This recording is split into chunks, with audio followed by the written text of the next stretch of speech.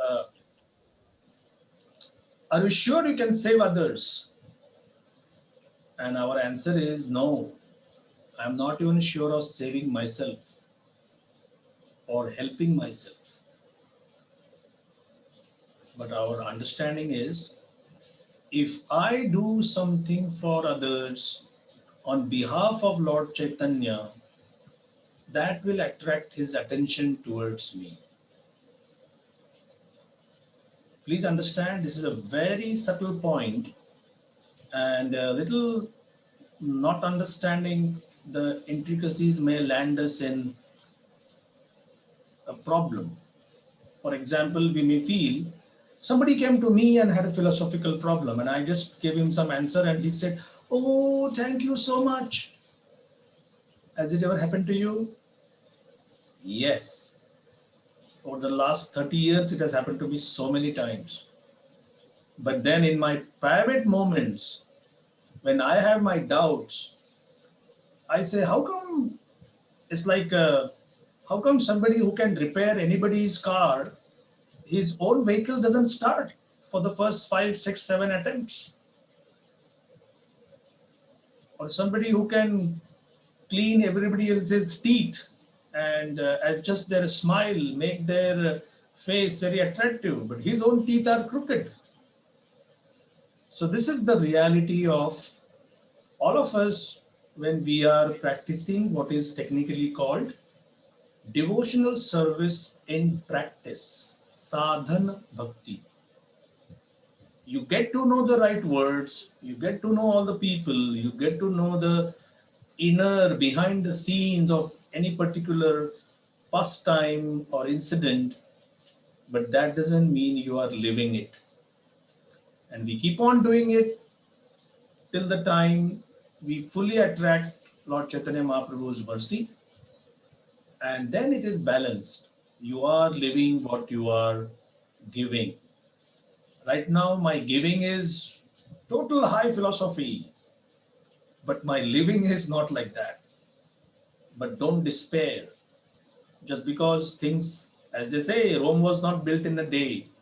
Similarly, pure chanting, pure reading, pure Vaishnava relationships, they were not built or they will never be built in a day. All right, so this is some thought for the day. Of course, for you, thought for tomorrow. Your day is almost over now. My day is beginning here. So we will begin with text 3. 33 and प्रभु आज्ञाए कर ए श्लोकाचरण अवश्य पाइबे तबे श्री कृष्ण चरण. Translation: one must strictly follow the principles given by Lord Chaitanya Mahaprabhu in this verse. If one simply follows in the footsteps of Lord Chaitanya and the Goswamis, certainly he will achieve the ultimate goal of life, the lotus feet of Sri Krishna. Text 34. तबे प्रभु श्रीवासेर गृहे निरंतर रात्रि संकीर्तन कैला एक संवत्सर. Translation: Sri Chaitanya Mahaprabhu regularly led congregational chanting of the Hare Krishna Maha Mantra in the house of Srivas Thakur every night for one full year. So this is an incident which is described as follows: that Srivas is basically the Jiva Tattva in the Pancha Tattva. Chaitanya Mahaprabhu is Krishna, Balaram is Nityananda Prabhu, Mahavishnu plus Sadashiva is the combined form in Advaitacharya. Gadadhar Prabhu is the internal potency, Srimati Radharani, and accompanying them is Srivas Thakur, who is the living being kind of represented there, the Jiva Tattva. So sometimes it is said that he also is a incarnation of Narad Muni and so on and so forth. So Srivas Thakur, Srivas was a elderly person. Mahaprabhu was much younger. Chaitanya Mahaprabhu was just a student when Srivas Thakur was a middle-aged gentleman. And Srivas, Sri Ram, Sri Pati, Sri Nidhi, four brothers living in a very nice household, a very nice area of Navadip, and a big house, a big courtyard. And one day, Chaitanya Mahaprabhu says, this chanting of Hare Krishna mantra is so important that we should have it all night. So, all day the devotees would be doing their regular work, and all night they would close the main gate. And it was not kind of, there was no dome or some covering over it, but just the main gate was covered. And then they would have this kirtan. So obviously somebody would be inquisitive. Hey, what kind of party you have here all night? Something like that. And Mahaprabhu said, no one comes in unless he is positively connected with Krishna Bhakti. Your intentions have to be very pure, non-polluted. So we will see later how Mahaprabhu strictly followed this principle of what purity means from Mahaprabhu's point of view. Does scholarship come in that category? Does big austerities? So knowledge, austerity, piety. What means to be qualified by Mahaprabhu? So that will come later. But this chanting went on for 1 full year. Text 35. Kapat diya kirtan kare paramahaveshe. Pashandi hasite aise na paye praveshe. This ecstatic chanting was performed with the doors closed, so that non-believers who came to make fun could not gain entrance. Purport. Chanting of the Hare Krishna Mahamantra is open to everyone, but sometimes non-believers come to disturb the ceremony of chanting. It is indicated herein that under such circumstances, the temple door should be closed.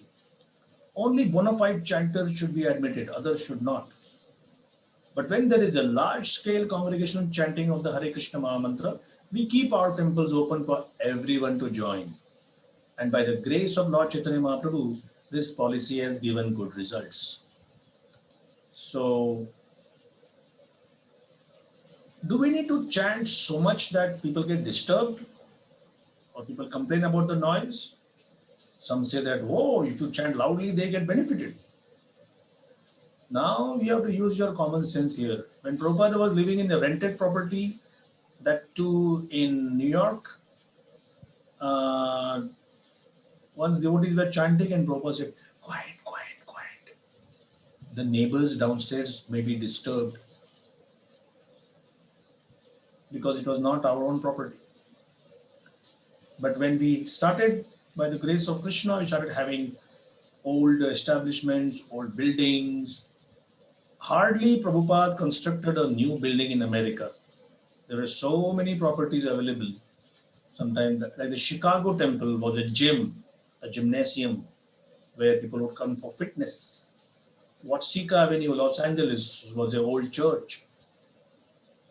Where else? New York, 55th Street, 11th-story building was just a office building. Then New Vrindavan was 400 acres of just farmland. And this harkens back to the old coal mining days of 1870s and 1880s when it was abandoned. So after that time, nobody stayed there. Where else did Prabhupada have big properties in North America? Montreal, again, was the old house. Europe, also old homes.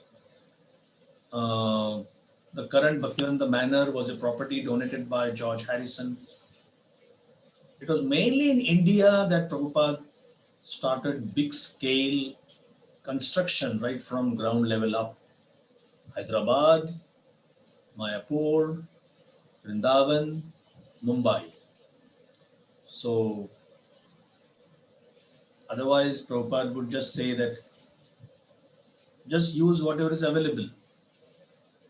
So we are discussing how uh, sometimes, this is my own 2 cents, philosophical issues can be solved just by using common sense. You don't require for everything that, oh, there is a Puranic shlok. This is from this Puran which says that one should not chant so that to disturb the neighbors. You need a Puranic shlok to not disturb neighbors. Use your common sense. Like in the Brahmachari ashram, the monastic ashram, Prabhupada once said that in order to feel fit to do service, you should eat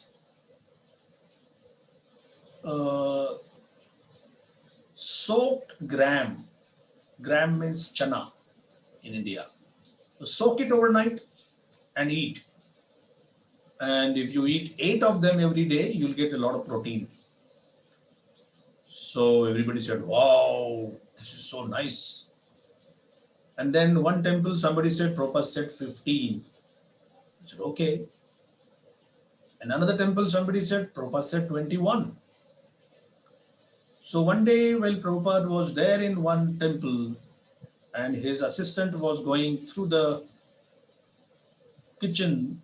Kitchen basically means the prasad honoring room, the dining room.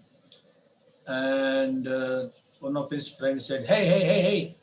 His name was Nandakumar. Hey, Nandakumar, could you confirm with Prabhupada as to what exactly did he say? Should we eat 8 or 15 or 21? Because all these kinds of numbers are floating around our community here. People want to really follow Prabhupada to the letter. So he went to Prabhupada and said, Srila Prabhupada, there are these devotees who are following this thing of soaking gram overnight and eating it for protein. How much should we eat? 8, 15, or 21? And guess Prabhupada gave the thunderbolt type common sense answer. Are you all ready? Prabhupada said, as much as you can digest.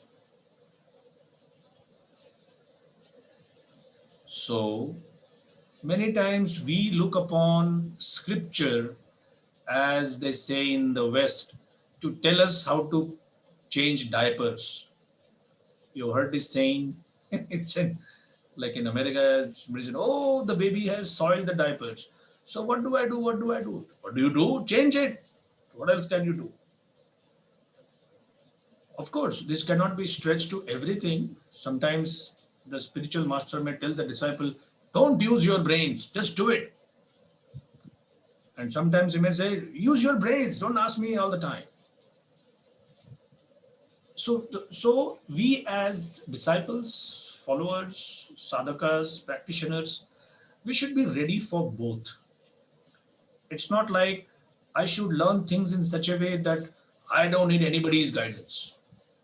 That is one extreme. And the other extreme is, oh, I won't take any decision myself. I always need guidance. Practical life is a balance of both. And in my experience, sometimes the ego comes in between when we say, oh, I will not ask. I can't ask him. He's a junior. He joined 4 years, 3 months, and 14 days after I joined. So no need to be like that. After some time, you can see somebody is mature, somebody's behavior shows that they are mature, they are showing leadership, and uh, and that's how it is. Any thoughts or any queries before we move on? So, Prabhuji, I know the ego thing, but on a material platform, like it looks very obvious. It is very active, the ego, but in devotional life too, we have that, but it is very passive and aggressive. Correct me, Prabhuji. So in my experience, I have come across that, like, even I feel like when you finish your sadhana very sincerely in the morning, and you listen to Prabhupada's lecture, and you eat prasadam, that kind of gives you some pride. And it for me, that looks like passive. You feel, I don't know, correct me, Prabhuji, like somehow I feel that it gives you like some kind of, you feel like it gives you a standing, like, oh, I do all this, means check mark, like a good devotee. Is it like the pride, like that kind of, sometimes, as you said, like talking to the other devotees, that kind of stand, like a wall. Sometimes it's very hard to, pass that. I can understand, and I'll share something from my own heart. If you take your medicine, say for building up your immunity, you have immunity shots or immunity pills or immunity booster drink or whatever. So that's like a soldier putting on his armor, and he knows that this armor is necessary because I'm facing bullets. The day the soldier says that today I'll just go to the battlefield without any armor because I'm now experienced.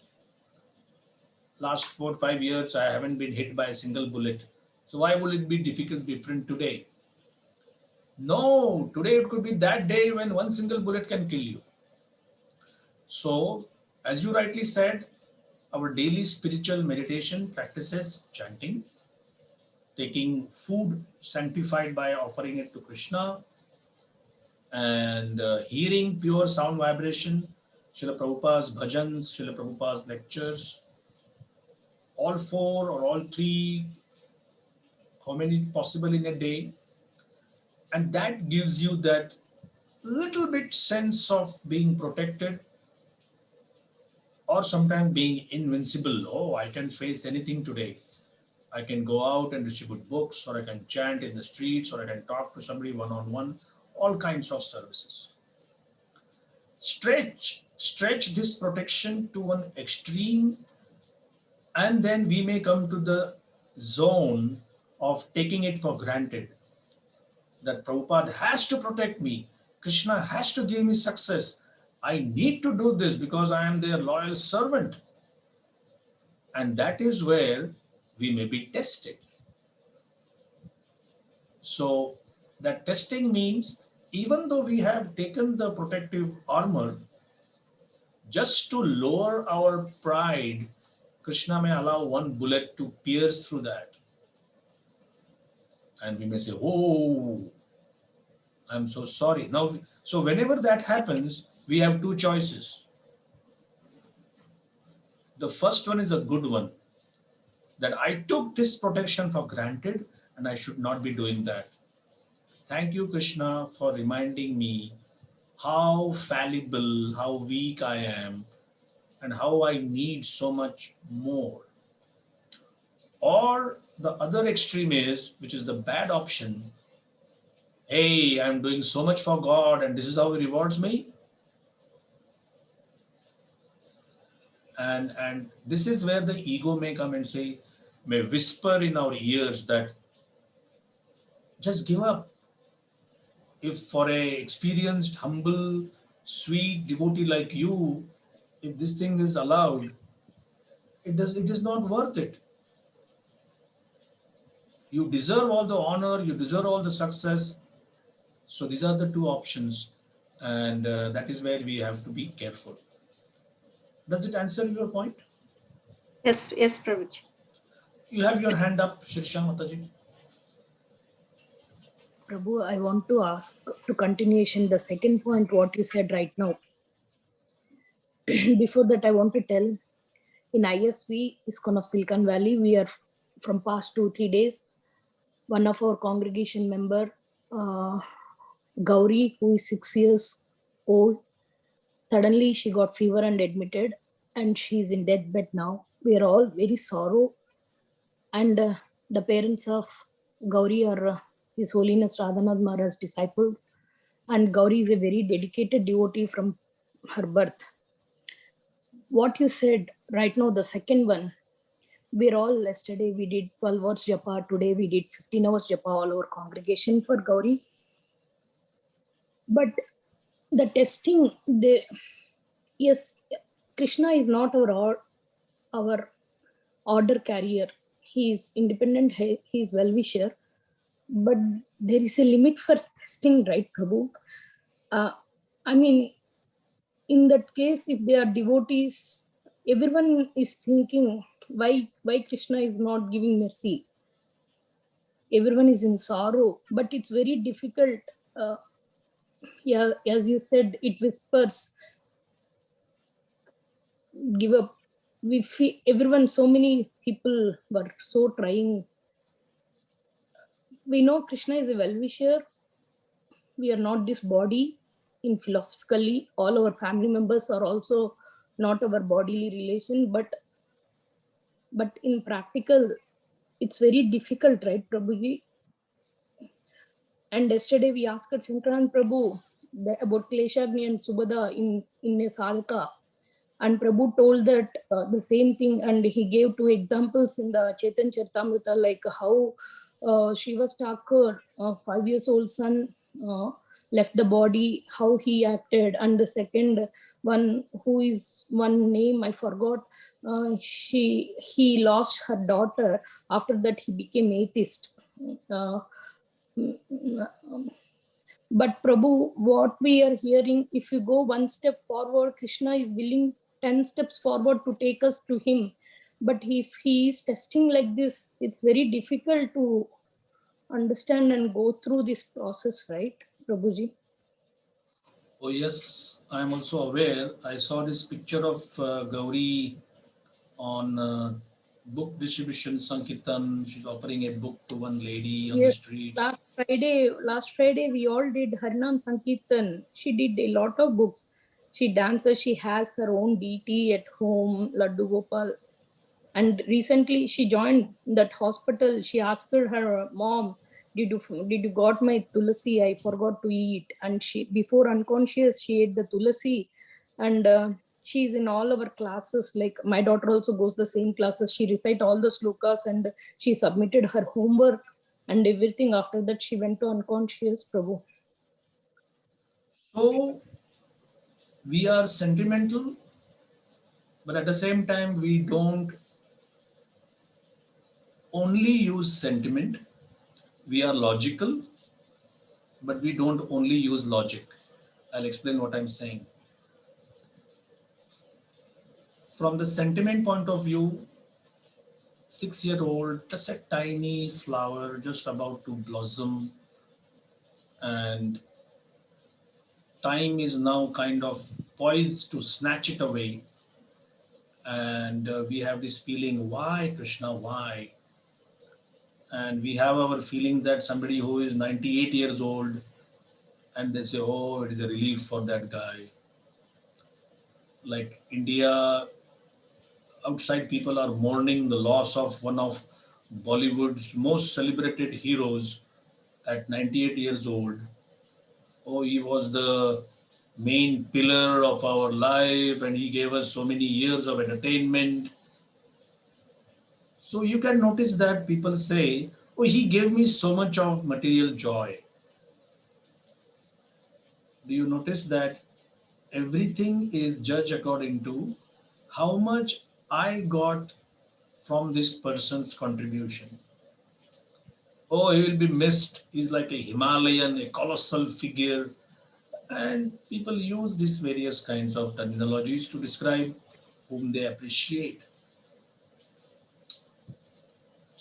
So sentiment is there, and we also use logic and reasoning. Who is Krishna? I don't know, you don't know, but from Krishna's point of view, he's claiming, Arjun, I am the well-wisher, Suridam Sarvabhutanam. I am the father.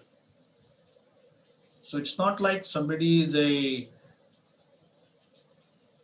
person who is offended by somebody's actions and he says, I am going to punish you. No. Krishna as God is not only having a thunderbolt in his hand and is punishing people for their misdeeds. In fact, people may say, at 6 years of tender age, what kind of misdeeds she has performed? Or somebody would say, oh Lord, give me the reaction to her. If at all there is something, I will bear it, but please spare her. So Krishna is a well-wishing father. Krishna is the supreme friend. How large is Krishna's intelligence? Oceanic, 5 oceans, all the 7 oceans together. Millions of oceans cannot compare to the logic and what Krishna allows and what Krishna doesn't allow.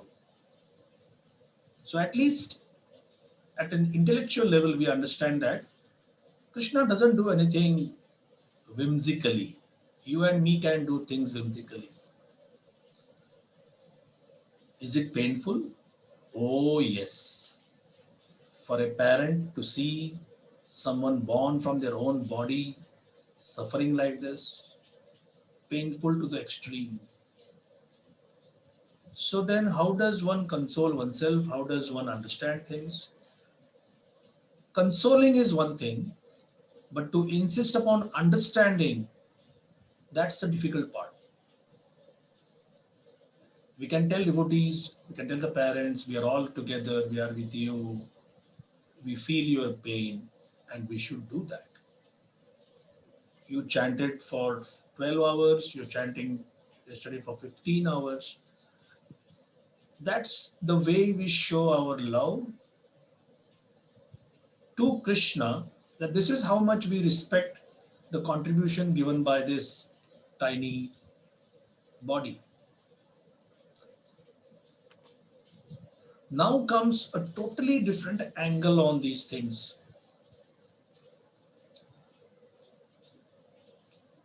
What if that soul doesn't need to remain in a material diseased body for more than what is necessary? So, would you like to have someone whom you love stay in a material atmosphere beyond what is necessary? That is question number one. Question number two, like I am 55 years old. For the first 23 years of my life, I had nothing to do with devotional service or chanting or anything. Now suddenly I may speak big, big things. So my past background shows that this is a very ordinary kind of birth here. But somebody at age 6 is worshipping Tulsi, is distributing books, is so kind and gentle. Something in my heart tells me that this is one soul who has practically perfected her life.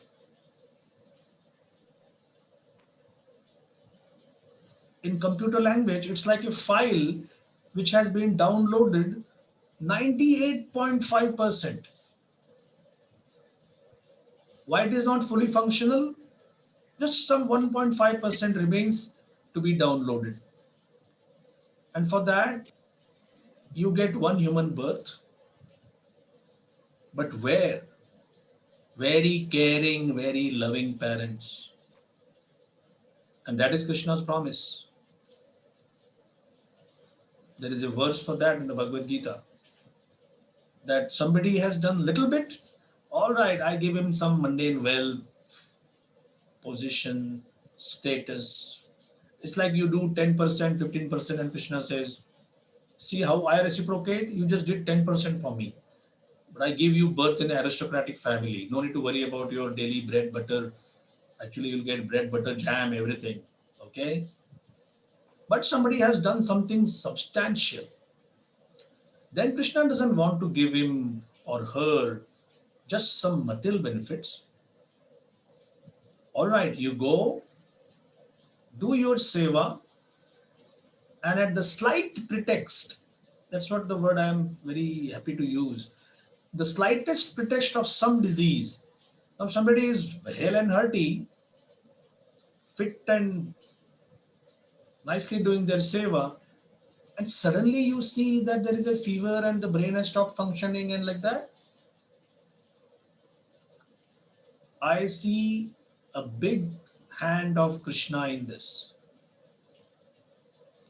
that he's allowing something to happen. Krishna doesn't do things by the way, interfering himself.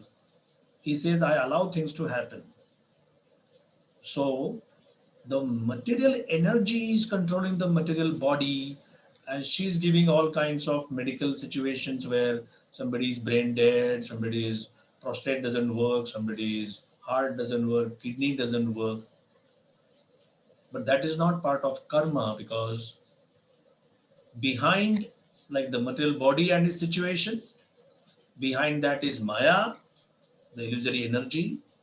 But in the case of a devotee, what she's supposed to do and not allowed to do is decided by Krishna behind her. And Krishna is not there for each and every one, because we don't want him. Not that he doesn't want to, but we don't want him. So when somebody says, Krishna, my life is yours, I want to serve you, I want to serve your devotees, very happily Krishna takes charge. Very happily. In the Ramayana, Krishna promises how many applications you have to do, how many WhatsApp messages you have to send Krishna, how many big prayers or what kind of Sanskrit or Latin language you have to use. Krishna says, none of these. One sincere request, that's all it takes. Once if somebody says, my Lord, I am yours, somehow I have strayed aside somewhere, I've gone astray, please pick me on the right path. That's what it takes. And then Krishna may allow some things to happen which may be totally beyond your and my or even collective intellect. That, oh, if somebody is so nice, why don't you keep that person for more time here? What if the body is supposed to go in particular situation after 6 years or 7 years? I'm not being cruel and I'm not being insensitive. But sometimes if you feel that, oh Krishna, I'll be happy if this person stays with me.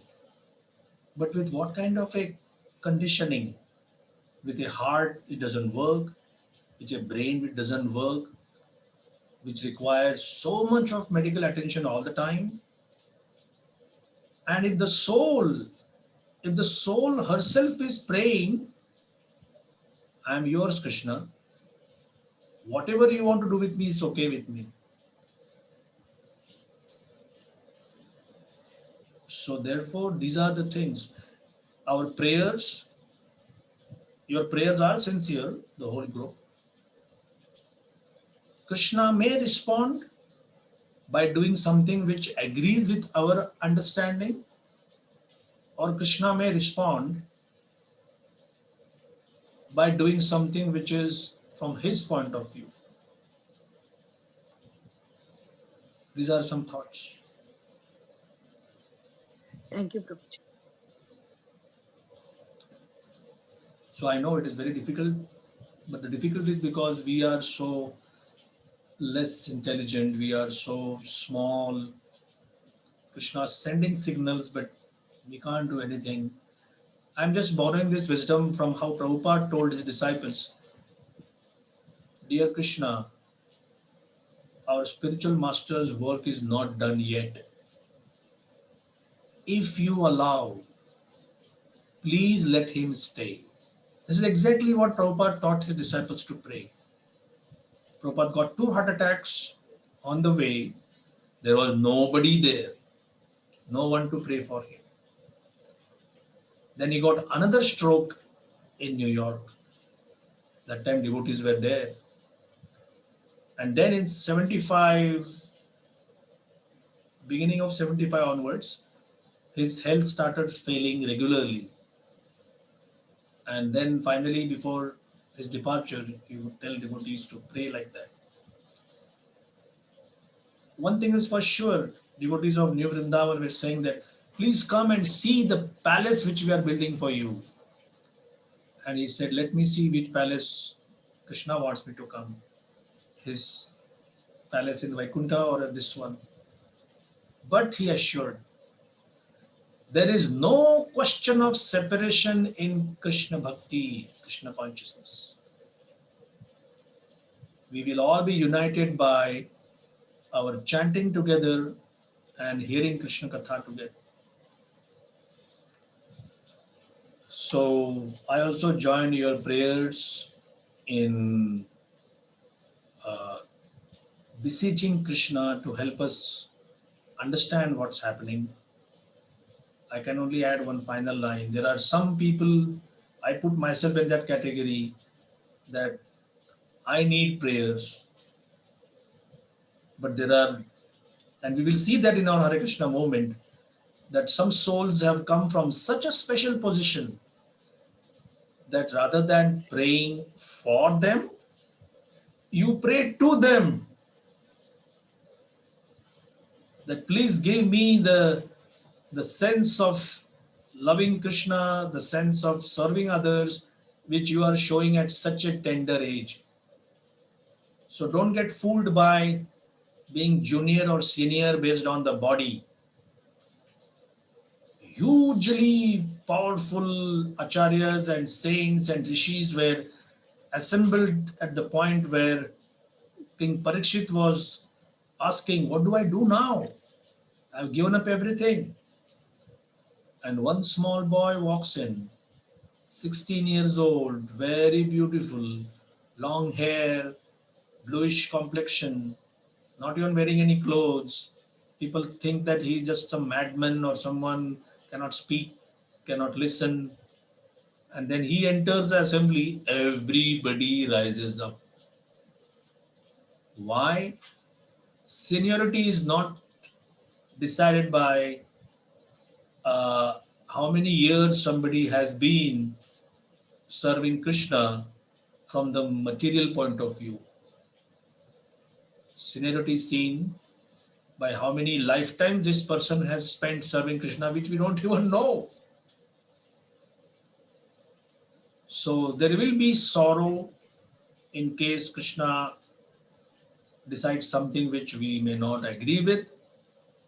There will be separation. Again, if Krishna does something like that. But one thing is assured, there will be no question of inauspiciousness. That will never ever touch someone like Gauri or who has been so sincerely serving Krishna.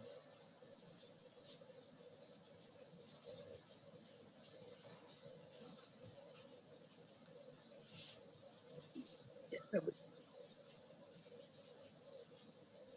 So we will continue reading for a few verses more.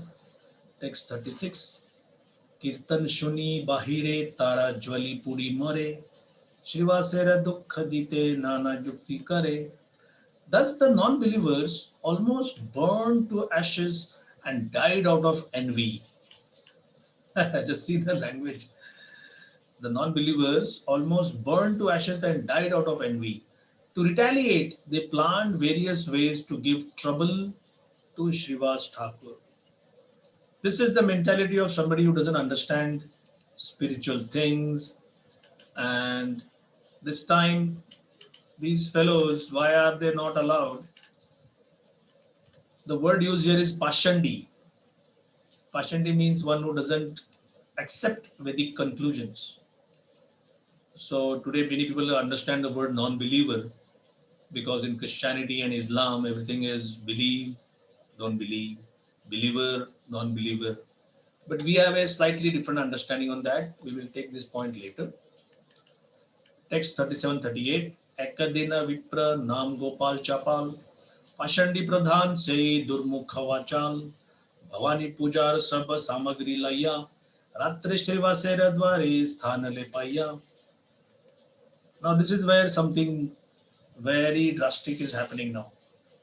Translation. One night while Kirtan was going on inside Shivas Thakur's house, a Brahmana named Gopal Chapal, the chief of the Pashandis or non-believers, who was talkative and very rough in his speech, placed all the paraphernalia for worshipping the goddess Durga outside Shiva's Thakur's door.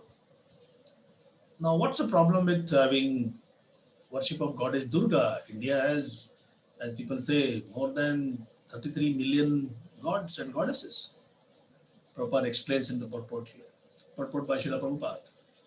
This Brahmana Gopal Chapal wanted to defame Shiva's Thakur by proving that he was actually a Shakta.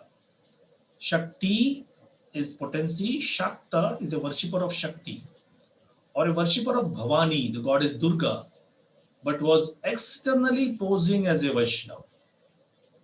Prabhupada explains further. In Bengal, there is a perpetual competition between the devotees of goddess Kali and the devotees of Lord Krishna.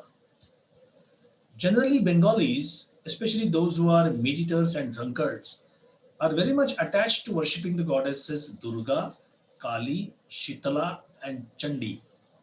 These are the various manifestations of the external potency Maya. This is what she comes in so many forms. Such devotees who are known as Shaktas or worshippers of the Shakti Tattva are always envious of Vaishnavas. Since Srivas Thakur was a well-known and respected Vaishnava in Navadvip, Gopal Chapal wanted to reduce his prestige by bringing him down to the platform of the Shaktas. Therefore, outside Srivas Thakur's door, he placed various paraphernalia for worshipping Bhavani, the wife of Lord Shiva, such as a red flower, a plantain leaf, a pot of wine, and reddish sandalwood paste. This is called Rakta Chandan in India. I don't know if you're aware of it. Reddish sandalwood. In the morning, when Srivas Thakur saw all this paraphernalia in front of his door, he called for the respectable gentlemen of the neighborhood and showed them that at night he was worshipping Bhavani. Very sorry, these gentlemen called for a sweeper to cleanse the palace, to cleanse the place and purify it by sprinkling water and cow dung there. This incident concerning Gopal Chapal is not mentioned in the Chaitanya Bhagavat. So this is a clear indication that Krishnadas Kaviraj Goswami is going to treat this with a lot of detail because it is not there in the book, the other book. Text 39. Kalarapat upare thuila oda phool, haridra sindur ar rakta chandan tandul.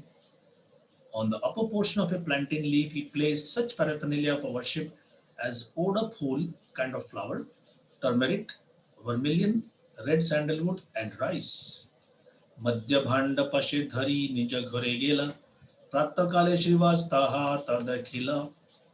He placed a pot of wine beside all this, and in the morning when Srivas Thakur opened his door, he saw this paraphernalia. Boda boda loka sabo anila bolaya, sabare gaye Srivas hasiya hasiya. Now this is where Srivas Thakur decides to treat this with something is called reverse psychology. Like if suddenly I find a wallet in my bag and it is not mine, and in order to just do something, I just try to throw it away or secretly try to give it to someone. Reverse psychology means I tell the whole assembled people in the room, hey, seems I have picked somebody's pocket. I am a thief. Look at me. Now those who know me will say, no, don't speak like that. Somebody has played some mischief. Who has put this here? So Srivas Thakur, rather than giving a big explanation, he himself is telling that, hey everybody, look, text 42, Nitya Ratre Kariyami Bhavani Pujan, Amara Mahima Dekh Brahmana Sajjan. Gentlemen, every night I worship the goddess Bhavani. Since the paraphernalia for the worship is present here, now all of you respectable Brahmanas and members of the higher castes can understand my position. Prabhupada's purport. According to the Vedic system, there are 4 castes, the Brahmanas, Kshatriyas, Vaishyas and Shudras. And below them are the Panchamas, literally the members of the 5th group, who are lower than the Shudras. The higher castes, Brahmanas, Kshatriyas and even the Vaishyas, were known as Brahmana Sajjana. The Brahmanas especially were known as Sajjan or respectable gentlemen who guided the entire society. If there were disputes in the village, people would approach these respectable Brahmanas to settle them. Now it is very difficult to find such Brahmanas and Satchanas, and thus every village and town is so disrupted that there is no peace and happiness anywhere. To revive a fully cultured civilization, the scientific division of society into Brahmanas, Kshatriyas, Vaishyas, and Shudras must be introduced all over the world. Unless some people are trained as Brahmanas, there cannot be peace in human society. So now these people reacted. They were trusting Shivas Thakur, but that we'll see in our next session. So we will stop here. Any last minute questions or any comments before we wind up? Prabhuji, I want to say, heartful, appreciation. Like, thank you for, having this class every Tuesday.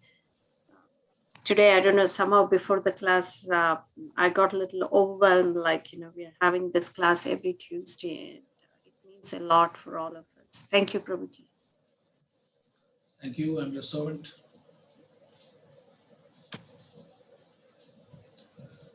So we meet next session next Wednesday. Pancha Kalpataru Vashta Kripa Sindhu